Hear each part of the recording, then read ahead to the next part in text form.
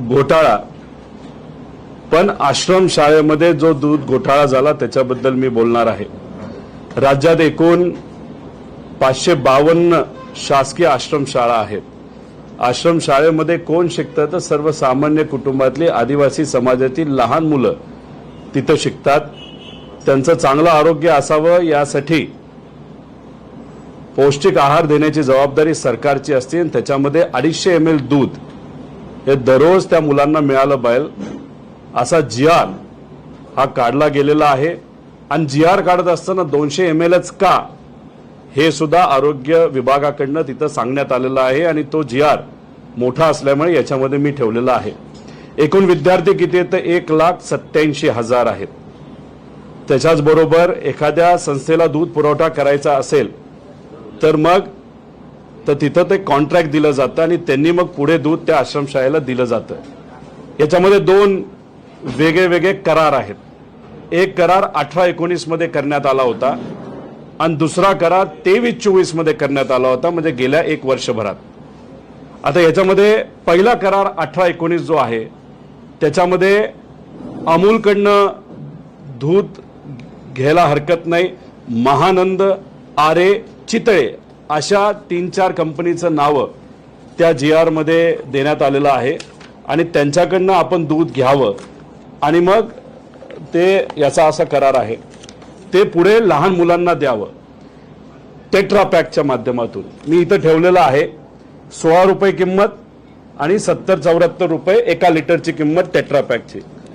जेव्हा 18-19 मध्ये हा करार झाला होता त्याच्यामध्ये 46.49 पर लिटर असं अमूल, महानंद, आरे, चितळे यांच्याकडनं दूध घेऊन सरकारने पुढे ते देण्यात यावं।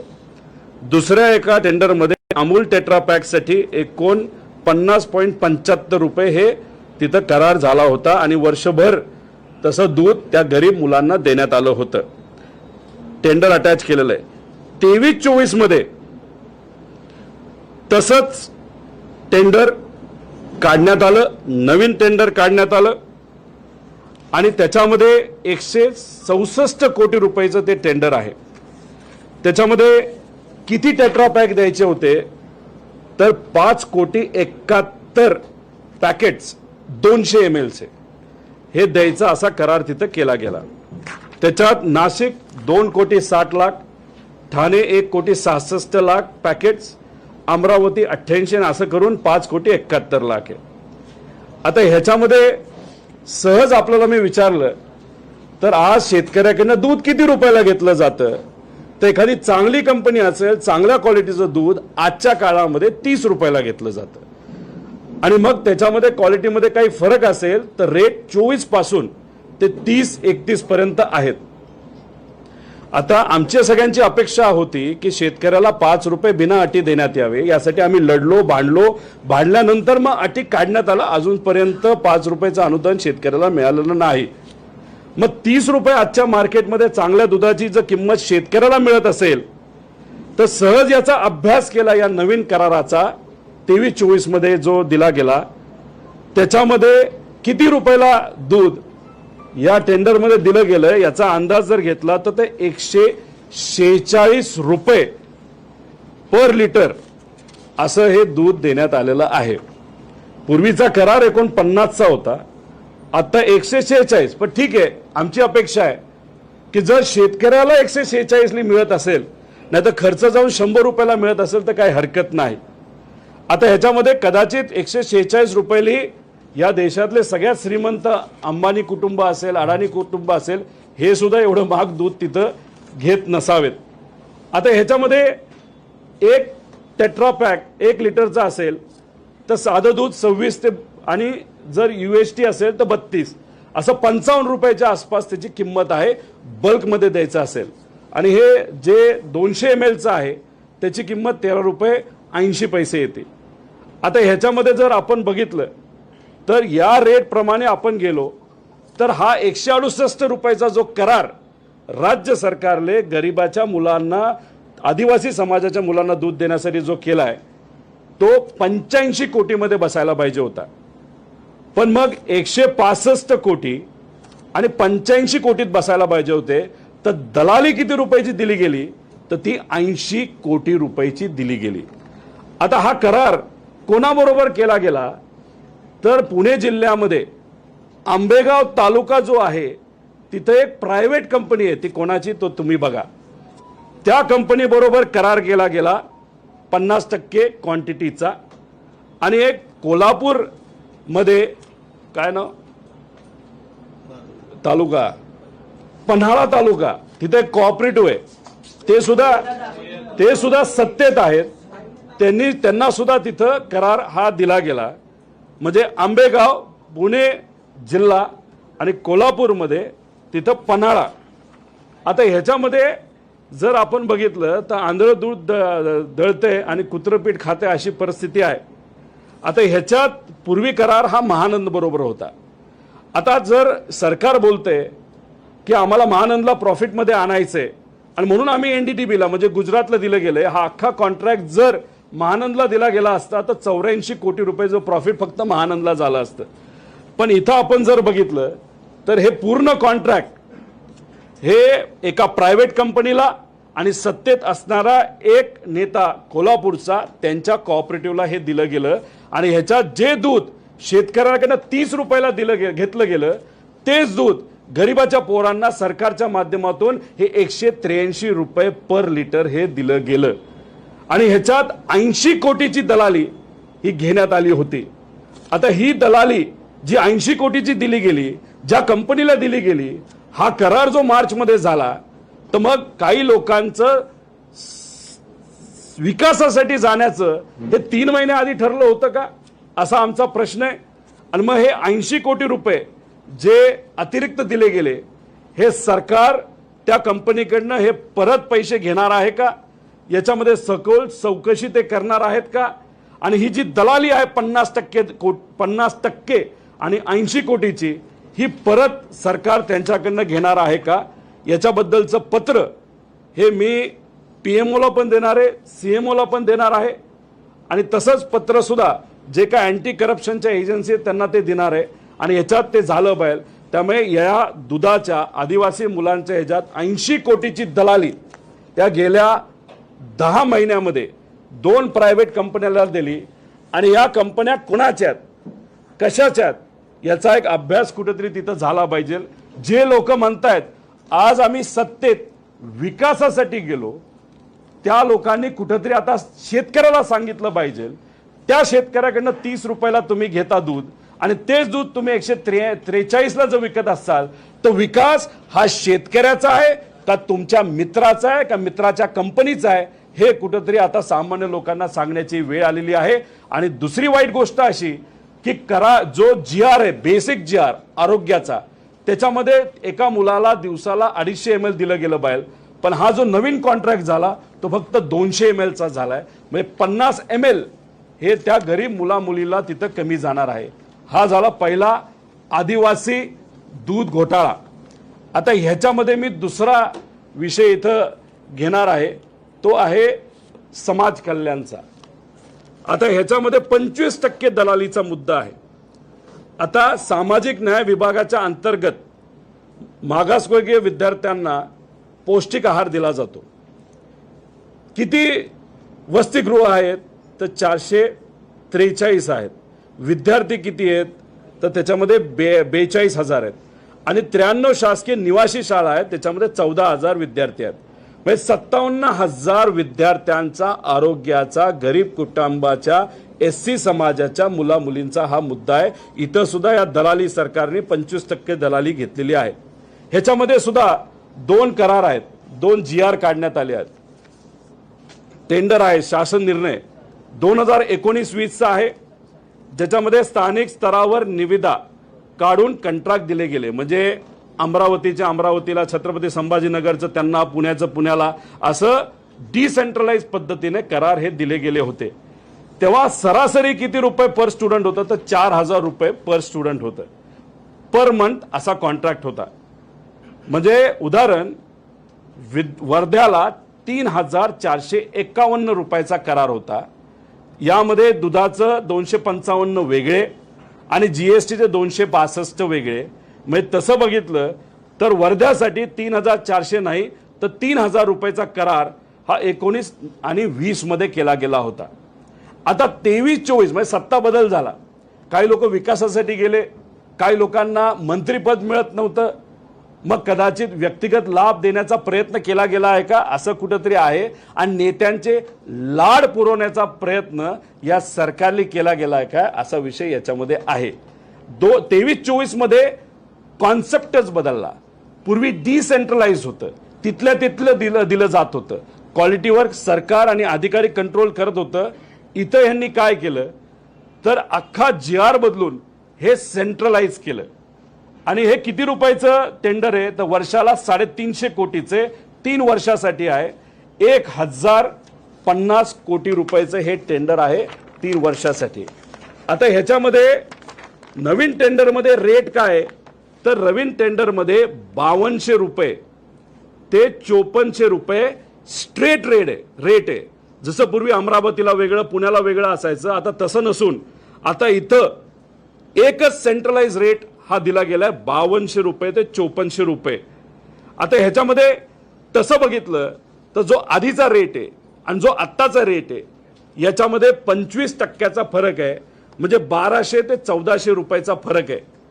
पण काय वेगळं केलं यांनी तर मध्ये फक्त एक मोठी कंपनी आणली आणि मग ती कंपनी छोट्या कंपनीला हे सब कॉन्ट्रॅक्ट करू शकते. पूर्वीचा जो कॉन्ट्रॅक्ट होता GR होता त्याच्यामध्ये सब कॉन्ट्रॅक्टिंग अलाउड नव्हतं. आत्ताचा जो नवीन करार झालाय त्याच्यामध्ये सब कॉन्ट्रॅक्टिंग अलाउड आहे. म्हणजे तुला पद मिळत नाही, तुला मंत्रीपद मिळत नाही, नाही तर तुम्ही आता सत्तेत आलेला आहात, मग आता तुम्हाला कुठेतरी मलिदा दिला पाहिजे आणि तुम्हाला कुठेतरी दलाली खाण्याची संधी दिली गेली पाहिजे, म्हणून फक्त एक मध्ये कंपन्या आणल्या आणि त्या कंपनीला खालच्या कंपनीला सब कॉन्ट्रॅक्ट केलं गेलं. आता ह्याच्यामध्ये 1000 कोटीचा जो करार झालाय या गणितानुसार या फाईल अनुसार 25%ची दलाली इथं घेतली गेली. मग ह्याच्यामध्ये 240 ते 260 कोटी रुपये ही दलालीमध्ये या सरकारने तिथं या लोकांना दिले. कोणाच्या ह्याच्यावर? SC समाजाच्या लहान मुला-मुली आणि कॉलेजमधल्या मुला-मुलींच्या बाबतीत इथं भ्रष्टाचार तिथं झालेला आहे. आता ह्याच्यामध्ये 4 कंपन्या कुठल्या आहेत ज्यांचा लाड पुरवला गेला. त्याच्यामध्ये crystal integrated service private limited आहे, त्यानंतर ब्रिक्स इंडिया प्रायव्हेट लिमिटेड आहे, BVG इंडिया प्रायव्हेट लिमिटेड आहे आणि ई-गव्हर्नन्स सोल्युशन लिमिटेड आहे. आता क्रिस्टलचं एक चांगली गोष्ट आपण ऐकली असेल, काल ते लिस्टेड झाली. 2000चे विविध प्रकारचे करार त्यांचे आहेत, चांगली गोष्ट आहे. महाराष्ट्रातली एक कंपनी लिस्टेड होत असेल, देवेंद्र फडणवीस साहेब स्वतः तिथं होते. त्या कंपनीच्या मालकांनी सांगितलं नेहमी आम्हाला मार्गदर्शन देवेंद्र फडणवीस साहेबांचं मिळालं, चांगली गोष्ट आहे, काय हरकत नाही. पण ज्या पद्धतीने ती कंपनी वाढते अशी गरिबाची पण आणि छोट्या लहान मुलांच्या नाही तर युवांच्या कंपन्या वाढल्या तर काय हरकत आहे, आमचं मत आहे. त्यामुळे त्या कंपनीबद्दल जसं की क्रिस्टल, ज्याला बाथरूम धुण्याचा कॉन्ट्रॅक्ट दिला जातो, वॉचमॅनचा कॉन्ट्रॅक्ट दिला जातो, ऑफिस साफ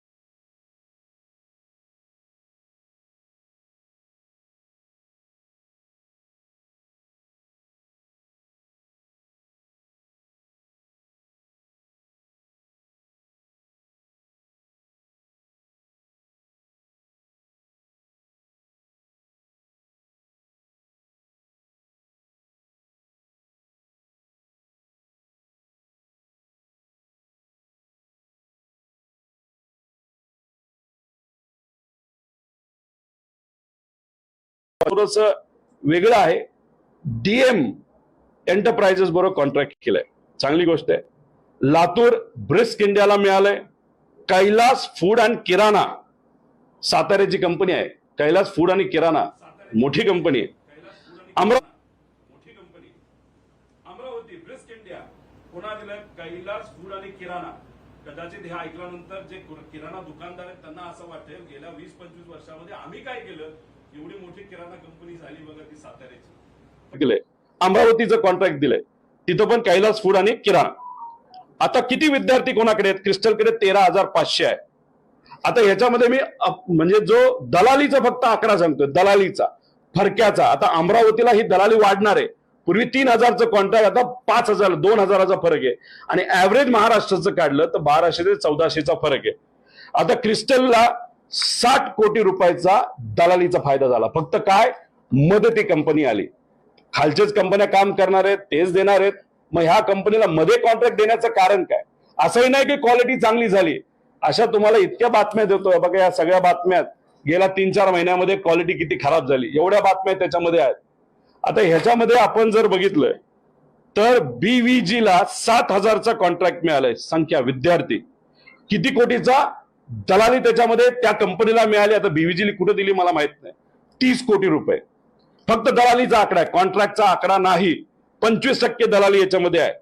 ब्रिस्क इंडिया 27,000 विद्यार्थी, खूप चांगला विकास आहे. पण हा सामान्य लोकांचा नाही, मतदारसंघाचा नाही, पण काही जवळच्या लोकांचा. किती रुपयाचा आकडा हा दलालीचा आहे अंदाजे? हा 150 ते 200 कोटी रुपये. काय हरकत नाही बाबा. भूमिका बदलली काही लोकांनी, डायरेक्ट 200 कोटी मिळत असतील तर असे बरेच भूमिका बदलणारे लोक आहेत. जर आज जेलमध्ये जाणं थांबत असेल आणि त्याच्याच बरोबर 150-200 कोटी मिळत असेल तर काय हरकत आहे, असं चर्चा आता सुरू झालेली आहे. ई गव्हर्नन्स नावाची कंपनी 25 कोटी दलाली त्यांना मिळाली आहे. आता ह्याच्यामध्ये कैलास फूड आणि किराणा ही साताऱ्याची कंपनी आहे. फोटो लय भारी आहे.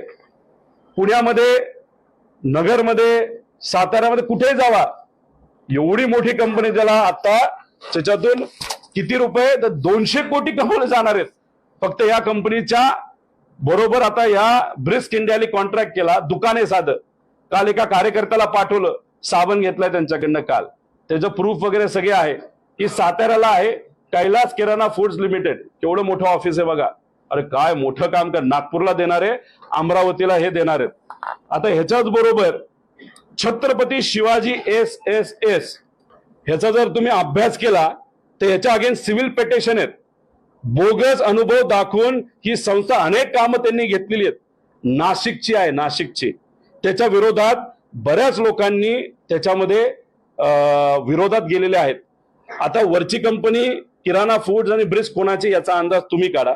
छत्रपती शिवाजी SSK ला वाचवण्यासाठी असंही म्हणलं जातं. आज सत्तेत असताना जो शिंदे साहेबांचा गट आहे, त्यांच्या एका त्या भागातल्या, नाशिक भागातल्या एका मंत्र्याने ह्याला वाचवलंय का? आपला कार्यकर्ता आहे. काय हरकत नाही, मोठं काम मिळालंय. आणि त्याच्यातून किती रुपये ते कमवणार आहेत तर किती आहे ते? क्रिस्टल छत्रपती काय ते 25-30 कोटी रुपये. चांगलं आहे. क्रिस्टल 2 ते 1,000 कोटी, मगाशी मी त्याच्याबद्दल बोललेलो आहे.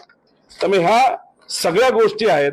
फक्त GR बदलायचा, GR बदलून त्या लोकांना तितकं फायदा मिळून द्यायचा. DM एंटरप्राइजेस मुंबईमध्ये दालमार टावर मध्ये माणूस पाठवला होता काल. मुंबईमध्ये कुठेही तुम्ही गेला तर तिथे खालच्या बाजूला अशा पद्धतीने एक लिस्ट लावली असते, कुठली कंपनीचं ऑफिस आहे, इथं कोण असतं, काय असतं. तिथं गेल्यानंतर वॉचमनला विचारलं, कदाचित वॉचमॅन BVGच असेल असं मला वाटतंय. त्यांना विचारलं, अरे बाबा तिथं DM एंटरप्राइजेस म्हणून माहितीये का? ते म्हणले कोण हे असलं आम्हाला काय माहित नाही. दुसरं खाली जे काही पोस्टर लावला जातो, जिथं नावं दिली जातात, त्याच्यावर कुठेही त्यांचं नाव नाही. ई गव्हर्नन्स बरोबर ह्यांनी कॉन्ट्रॅक्ट तिथं केलेला आहे, त्या तिथं कुठेही त्यांचा नाही. त्यामुळे हे काय चाललंय तर हे दलाली सरकार आहे. 25% ते 40%, 50% दलाली हे करतं. तिथं ओल्ड रेट्स आहेत, न्यू रेट्स आहेत, त्याच्याच बरोबर GR आहे, पुढचा GR आहे, हे सगळे डेटा त्याच्यामध्ये आहे. त्यामुळे हे आज या सरकारमध्ये काय चाललंय तर फक्त पैसा खाण्याचा प्रकार चालू आहे. आणि मग जेव्हा आम्ही बोलतो, विषय मांडतो, तेव्हा आता आम्ही म्हणालो होतो की 1,000 रुपये मुलांकडनं का घेताय, 100 रुपये घ्या. सरकार म्हणलं नाही, आपल्याकडे पैसे नाहीत आणि मुलं सिरियस झाली पाहिजे. आता बरे या तुमच्या नेत्यांना आणि तुमच्या जवळच्या लोकांना या कंपन्या दलाली देण्यासाठी तुमच्याकडे पैसा आहे, पण गरिबाच्या अडचणी सोडवण्यासाठी पैसा नाही. शेतकऱ्याला 5 रुपये अनुदान तुम्ही बिना अटी द्या असं आम्ही बोलतो, ते न देता एका दूधवाल्या कंपनीला तुम्ही सहजपणे तिथे 100 कोटी रुपये देता. ह्यासाठी मात्र तुमच्याकडे पैसा आहे. एखाद्या अंगणवाडी सेविका नाही तर कोणालाही जर पैसा द्यायचा असेल मानधन वाढून ते देण्यासाठी तुमच्याकडे पैसा नाही, दलाली देण्यासाठी मात्र पैसा आहे. आणि इथं तुम्ही म्हणता की बाबानो आम्ही कोणालाही पैसे खाऊन देणार नाही. मग हे काय? आणि ह्या फक्त 2 फाईली आहेत. काही लोक म्हणतात रोहित पवारांनी फक्त तिथे सांगण्यासाठी सांगितलं की 11 फाईल आल्यात, 2 फाईल आत्ताय.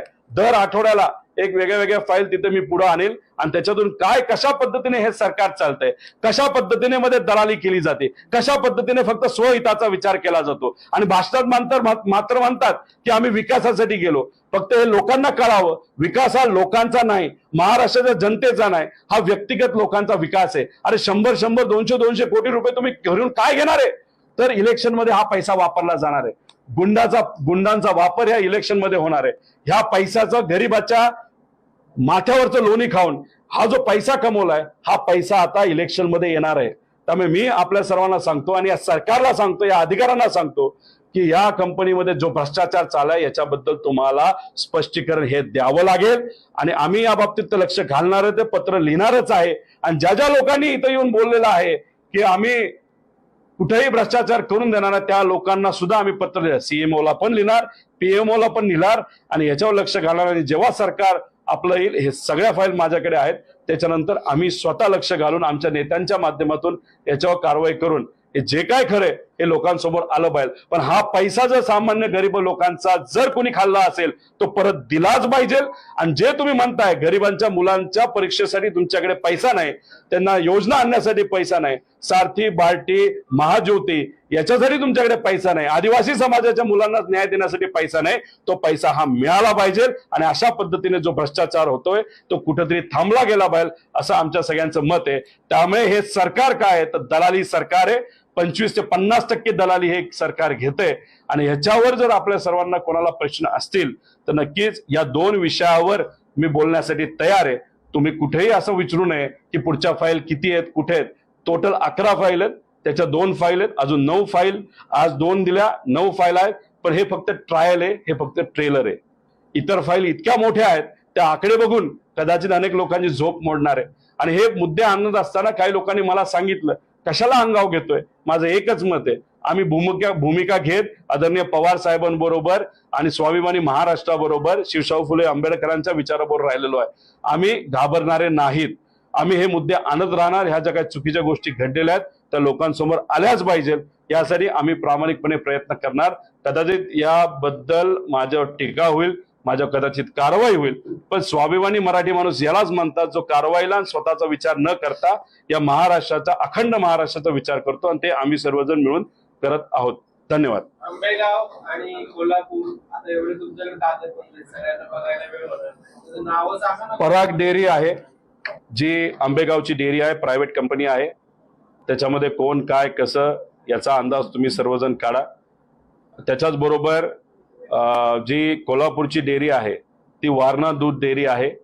आता याच्या मागे कोण कसं याचा एक अंदाज काढा. आमचं मत एवढंच आहे, तुम्हाला जर सरकार 150 रुपये देते प्रति लिटर आणि इथं जर मार्केटमध्ये दूध स्वस्तात मिळत असेल, मग तो पैसा आंबेगावच्या शेतकऱ्याला का नाही मिळाला पाहिजे? आंबेगावच्या शेतकऱ्याला 27 रुपये तुम्ही देता. आमची मागणी आहे आंबेगावच्या शेतकऱ्याला, कोल्हापूरच्या शेतकऱ्याला या कंपनीच्या माध्यमातून 100 रुपये जे अतिरिक्त तुम्ही कमवत आहात ते 100 रुपयाचा भाव आमच्या शेतकऱ्याला मिळाला पाहिजे. आणि जर तुम्ही तो भाव देणार नसाल तर मग जे अतिरिक्त पैसे तुम्ही खाल्लेत ते परत सरकारला तुम्ही द्यावा आणि सरकारने या लोकांवर कारवाई करावी. कोण मंत्री आहेत? आदिवासी विभागाचे कोण मंत्री आहेत? ते कुठल्या समाजाचे आहेत? आदिवासी समाजाचे आहेत. मग त्यांनी या मुलांवर का अन्याय केला? या मुलांच्या नावावर का पैसा खाल्ला? हे कुठेतरी सांगितलं पाहिजे. आणि मग आपल्या समाज कल्याण विभागाचे कोण मंत्री आहेत याचाही अभ्यास कुठेतरी झाला पाहिजे. त्यांनी याच्याकडे दुर्लक्ष केलं का मधल्या नेत्यांना फक्त मोठं करण्यासाठी, का दुसऱ्या नेत्याने सांगितलं म्हणून डोळे झाक करून तुम्ही सहजपणे तिथे हे कॉन्ट्रॅक्ट दिले, ज्याच्यातून तुम्ही महिन्याला, वर्षाला 90 कोटी रुपये, मग 3 वर्षाचे 300 कोटी रुपयाच्या आसपास तुम्ही तिथं भ्रष्टाचार झालाय. फक्त काय तर मध्ये एक कंपनी आणली, घरी बसून पैसा कमवायचा. म्हणजे आम्ही सगळ्यांनी कष्ट करून कंपनी वाढवली तर आमच्यावर कारवाई करायची. गरिबाची मुलं कंपनी चालू करण्याचा प्रयत्न करतात तेव्हा बँकेतून पैसे मिळत नाही आणि फक्त तुमच्या नेत्यांना पद देता येत नाही, नाहीतर तुम्ही आता इम्पोर्ट केलेत दुसऱ्या पक्षातून म्हणून त्यांना 100 200 कोटी रुपये तुम्ही देता. अरे काय बाबा करामती खेळ आहे? हे दलाली सरकार आहे असं साहेब आमचं ठाम मत झालेलं आहे. दादा तुम्ही बोलताना नाव कोणाची घेत नाही, पण तुम्ही बोलताना म्हणाला की भाषणातून सांगतात विकासासाठी गेलो. पराग आणि दुसरी कंपनी वारणा कंपनीतून अजित पवार गटाचे नेते आहेत, एकनाथ शिंदे गटाचे नेते आहेत, मंत्री कुठल्या पक्षाचे आहेत? मी एकच सांगतो, समाज कल्याण हे आदरणीय मुख्यमंत्री साहेबांच्या अंतर्गत येणारा विषय आहे आणि जो आदिवासी विभाग आहे तो अजितदादांच्या अंतर्गत येणारा विषय आहे. पण त्याच्यात खोलात गेलं तर त्यात बीजेपीचे पण नेते दिसत आहेत, त्याच्यात अजितदादांचे नेते सुद्धा दिसत आहेत. म्हणजे म्हणतो ना की आम्ही कष्टातून कंपन्या मोठ्या केल्या आणि त्या कष्टातून मोठ्या केलेल्या कंपन्या राजकारण येण्याआधी त्यात तुम्ही अडचण आणता आणि दुसरीकडे तुम्ही राज्यकर्ते आहात, तुम्ही पद उद्भवली आहेत नाही तर भोगली आहेत आणि मग तुम्ही आधी राजकारणात येता आणि मग स्वतःच्या कंपन्या काढता आणि सहजपणे तुम्हाला प्रॉफिट 50-50 150 200 कोटीचा फक्त भूमिका बदलली म्हणून, सत्तेत गेला म्हणून, साहेबांना सोडून गेला म्हणून. मग हे कितपत योग्य आहे? स्वहितासाठी. मात्र भाषणामध्ये तुम्ही बोलत असताना काय बोलता? लोकांसाठी, विकासासाठी. मग याच्यावर तुम्ही उत्तर द्या. दादा प्रश्न असा आहे, त्यांनी टीका करताना ते तुमचं नाव घेतलं, तुमच्या कारखान्याचं नाव घेतलं, रोहित पवार नाटक झाली, इथपर्यंत नाव घेतलं, तुम्ही का नाव घेत नाही? नाही, याच्यावर मी कोणावर नाव घेण्यासाठी इथं बसलेलो नाही. मी फक्त गरिबाचा जो पैसा हा फक्त नेत्यांना आणि कार्यकर्त्यांना पदाधिकाऱ्यांना घशात घालण्याचं प्रकरण जे हे सरकारने सुरू केलेलं आहे. अशा बऱ्याच फाईल आहेत, शुभचिंतकांनी कदाचित त्या फाईल माझ्याकडे पाठवल्या आहेत, त्यात अजून रिसर्च करून मी काही गोष्टी ऍड केलेल्या आहेत. त्या सगळ्या गोष्टी कुठेतरी लोकांसमोर याव्यात यासाठी आम्ही बोलत आहोत. आणि भाषणं काय करतात तर जाती जातीमध्ये वाद निर्माण करतात आणि त्याच्याच बरोबर धर्मामध्ये वाद निर्माण करतात, त्याच्याबरोबर पवार साहेबांच्या विरोधात बोलतात, मोठ्या मोठ्या नेत्यांबद्दल बोललं जातं, त्याच्याच बरोबर गेल्या 50 वर्षात काय झालं बोलतात. तुम्ही इथं जे चालू आहे ते बोला ना. आमचं मत आहे की मुद्द्याचं बोला आणि टू द पॉइंट येऊन तुम्ही हा जो भ्रष्टाचार करताय तो कुठेतरी लोकांसमोर आला पाहिजे, एवढंच आमचं सगळ्यांचं मत आहे.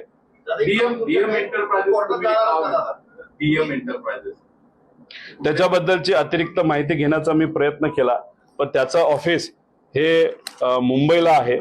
नाव फार करामती आहे हे मी समजू शकतो. छत्रपती संभाजीनगरचा कॉन्ट्रॅक्ट त्यांना मिळालेला आहे. पण जेव्हा त्या कंपनीच्या ऑफिसमध्ये जाण्याचा प्रयत्न आम्ही केला तिथं ऑफिस नाहीये, तिथं पाटी सुद्धा नाहीये. ऍड्रेस तिथला आहे पण पाटी नाही आणि कदाचित ही कंपनी काही महिन्यांपूर्वी स्थापन झालेली आहे. राजकीय नेत्यांची नाव आहे याच्यात मी माहिती काढलेली माहिती येते. मी खूप खोलात गेलेलो आहे. राजकीय कुठंतरी ह्याच्यामध्ये वास नक्कीच आहे, पण अतिरिक्त माहिती माझ्यापाशी आल्यानंतर तेही नाव मी तुम्हाला सर्वांना सांगतो. तुम्ही सांगताय फक्त न्याय सीएम ला पत्र लिहिणार, पीएम ला लिहिणार, ते तुमच्या विरोधात सगळे कोर्टात जातात. ठोस पुरावे असताना ईडी, सीबीआय किंवा कोर्ट असं काय पर्याय? आता ईडी सीबीआय कडे आम्ही पत्र देऊ शकतो. जास्त आमची त्यांची खूप जास्त ओळख नाही. नजीकच्या काळामध्ये आमची ओळख झालेली आहे, पण ती खूप चांगल्या पद्धतीची झाली असं नाही. पण नक्कीच याच्याबद्दल पुढं काय करता येईल याच्यात आपलं जे जो कुठलं आयोग असतं आपल्या राज्यात लोकायुक्त, त्याच्याकडे सुद्धा आम्ही पत्र देऊ आणि याच्यामध्ये शहानिशा करा असं सांगू. पण माझं मत आहे सगळ्यांनी हा प्रश्न विचारला पाहिजे, विकास म्हणजे खरा काय, स्वतःचा का लोकांचा, असं सांगितलं पाहिजे. कारण भाषणात आम्ही कंटाळलो विकास ऐकून. विकासराव यांचं नाव आहे, आता ह्यांनाच असं वाटायला लागलं की विकासच नाव बदलावं का काय. इतकं विकास हे नाव आता बदनाम दुर्दैवाने झालेलं आहे. आमच्या 4 कंपन्या सांगितल्या, Bricks India, BBG, crystal garden, चौथी कंपनी, प्रमुख कंपनी. ह्याच्यामध्ये 4 ज्या कंपन्या आहेत याच्यामध्ये क्रिस्टल इंटिग्रेटेड आहे, क्रिस्टल आहे, याच्यामध्ये ब्रिस्क इंडिया प्रायव्हेट लिमिटेड आहे, बीव्हीजी इंडिया लिमिटेड आहे, ई गव्हर्नन्स सोल्युशन. आणि ब्रिस्क इंडियावर ईडीची पण कारवाई नजीकच्या काळामध्ये झाली होती, 1.5 वर्षापूर्वी 2 वर्षापूर्वी. सातारची ही जी आहे कैलास किराणा, तर त्याचं ऑफिस आहे का तिथे? आहे ना, दुकान आहे, दुकान ते साताऱ्यामध्ये आहे. त्याचा ऍड्रेस मी आपल्या सर्वांना देतो. तिथं सातारा शहरामध्ये ते ऑफिस आहे का बघा.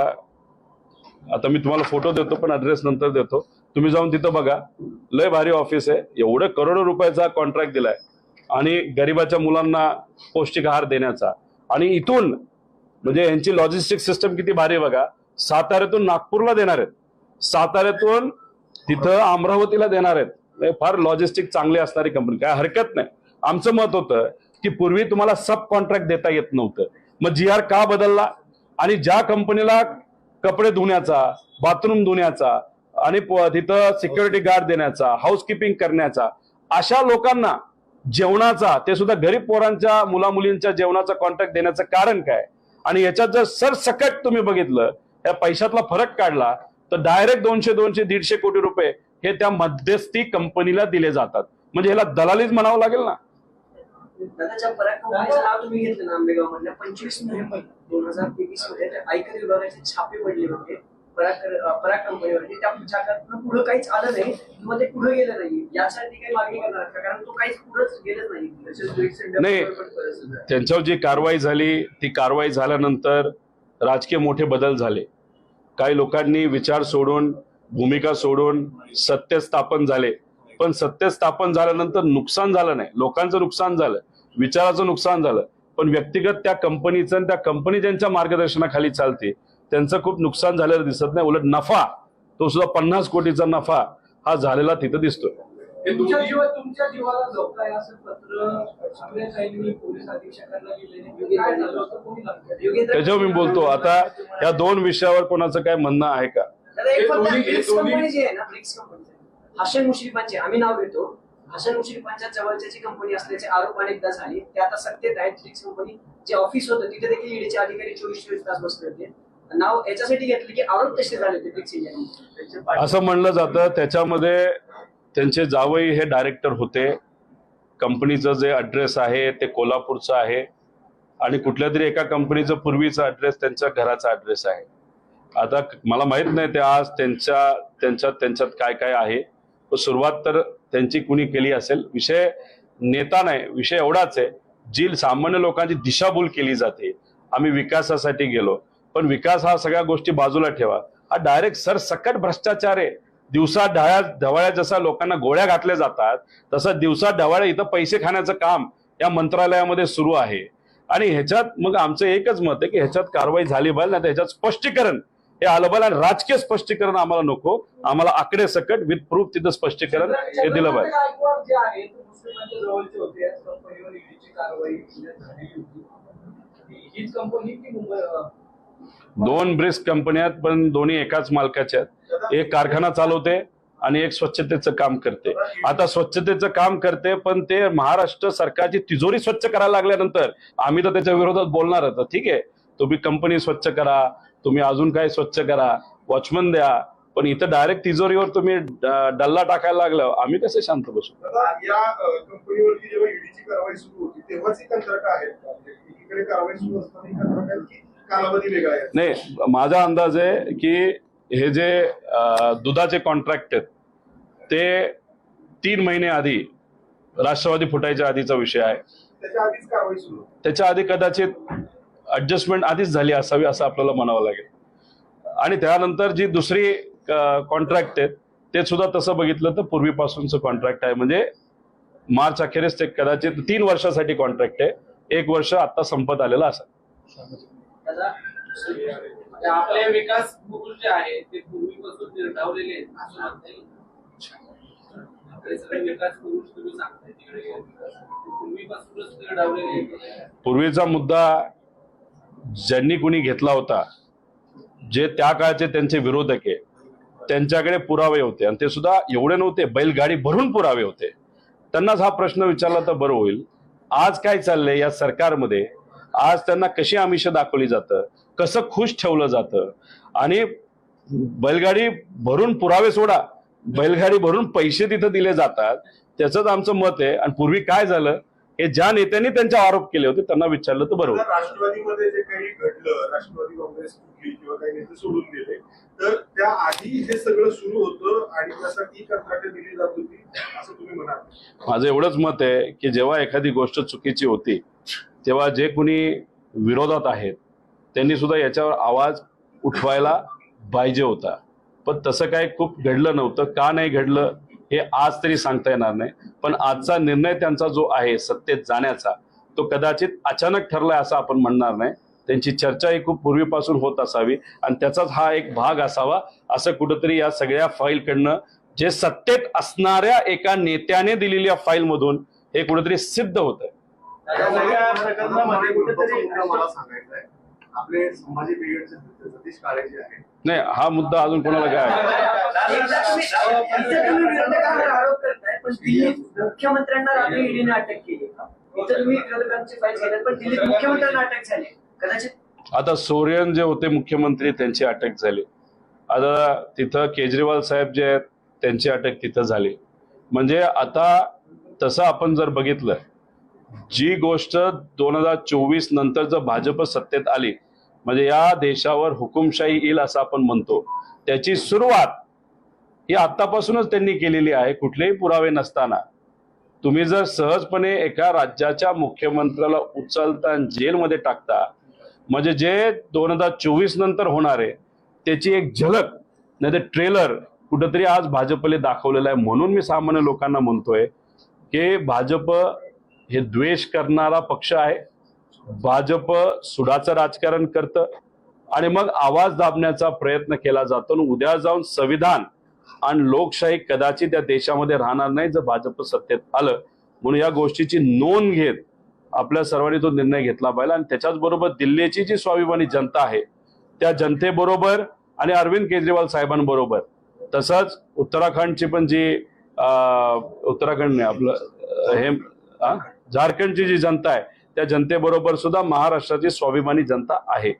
दादा पुन्हा एकदा त्या व्यवहाराबद्दल राष्ट्रवादी फुटी दरम्यान किंवा यापूर्वी ही सगळी डील झाली होती म्हणताय, मग तुम्हाला किंवा साहेबांना असं अंधारात ठेवून डील करण्यात आली होती की तुम्हाला माहिती होतं म्हणून तुम्ही आवाज उठवला नाही या सगळ्या प्रकरणात? आता फाईल माझ्याकडे कुणी दिली, ती फाईल आल्यानंतर अभ्यास केला. अभ्यास केल्यानंतर आम्हाला ह्या गोष्टी समोर आल्या.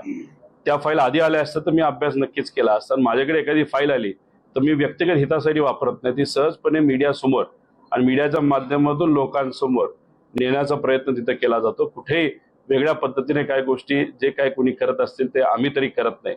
राहिला प्रश्न साहेबांच्या बाबतीतला, साहेबांचा विश्वास या सर्व नेत्यांवर खूप जास्त होता आणि तुम्ही विश्वासघात झालेला हे नक्कीच तिथं बघितलेलं आहे.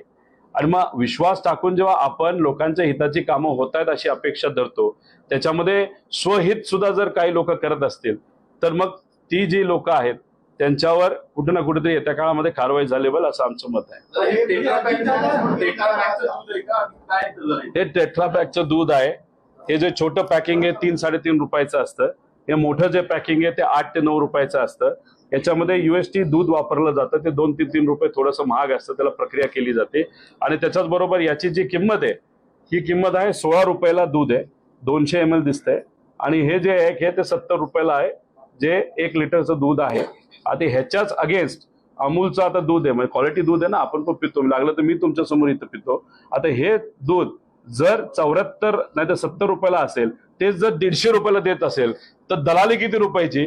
तर 50% दलाली, म्हणजे 70-75 रुपयाची दलाली ही आजच्या काळामध्ये आजच्या काही कंपनीला, नेत्यांच्या जवळच्या कंपन्या तिथे दिली जाते. आणि ही दलाली थांबली पाहिजे. आणि हे सरकार दलाली सरकार आहे असा आमचा थेट आरोप आहे. हे फक्त जेवणाचं जे तुम्ही बोललात त्यांचं काय दराने जीवनाला प्रत्येक याच्यामध्ये अमरावती झालं तर 3,000 रुपयाच्या आसपास जर GST वगैरे काढला पूर्वीचा, आता तो 5200 ते 5400 रुपये आहे. म्हणजे तिथं अमरावतीला 2,2400चं प्रॉफिट आहे.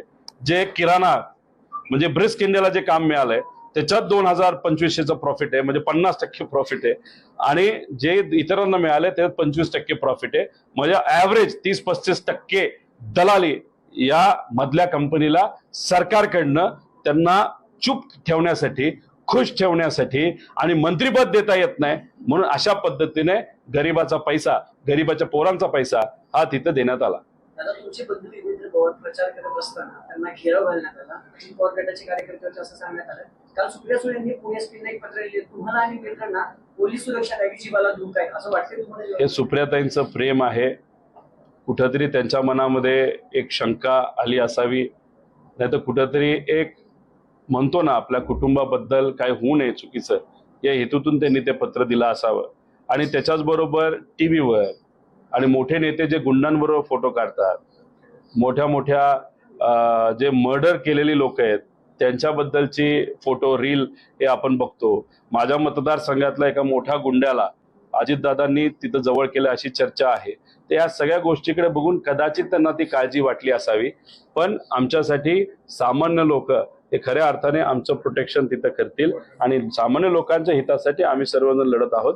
त्यामुळे ताईंनी जे पत्र दिलं ते काळजीपोटी दिलं असावं असं माझं मत आहे. प्रत्येक आरोप केलेला आहे त्याच्यामध्ये म्हणले की तुम्हाला आणि योगेंद्र पवारला गिरावं लागतं असं काय प्रकार झालं होतं? कुठंतरी टीव्हीवर मी युगेंद्रच्या बाबतीतला विषय बघितला. आता कसं आहे की जर गरिबाच्या पोरांना तुम्ही नोकरीवरनं काढत असाल का त्यांनी साहेबांची ट्विट केली, पोस्ट केली, आणि असं एक नाही, असे 9-10 आहेत. त्याच्याच बरोबर काही सामान्य लोकांनी फक्त सुप्रियाताईंचा एक कार्यक्रम घेतला म्हणून त्यांच्या दुकानावर तुम्ही कारवाई करता, दुकान बंद करता. त्याच्याच बरोबर व्यापारी हे पवार साहेबांच्या कार्यक्रमाला जायचं म्हणतात आणि तिथं तुम्ही म्हणता की जायचं नाही, नाही तर तुमच्याकडे बघतो. हे सगळे हे कुठेही लोकांना न पटणार आहे. ठीक आहे. महाविकास आघाडीतल्या नाही, आता असणाऱ्या काँग्रेसच्या उमेदवारी जाहीर झालेल्या आहेत, मात्र पुण्यातल्या काँग्रेसच्या उमेदवाराला काँग्रेसकडून पाहायला मिळालं. जो निवडून येणारा उमेदवार असतो त्याच्या विरोधात काही ठराविक लोक कधी कधी विरोध नाही तर आंदोलन करत असतात. त्या जो आंदोलन करणाऱ्या लोकांना जर आपण समजून सांगितलं तर मला असं वाटतं ते स्वीकारतील. आपल्याला तिकीट मिळावं आणि ते मिळालं नाही म्हणून आंदोलन करणं हे खूप योग्य नाही असं मला वाटतं. आपण जर याच्या विरोधात लढत असू बीजेपीच्या तर मग तिथं कुठं ते स्वहित बाजूला ठेवून लढणं जास्त योग्य आहे. दादा, शेवटचं आहे, दादा. 9 आल्यानंतर एक मिनिट मध्ये मला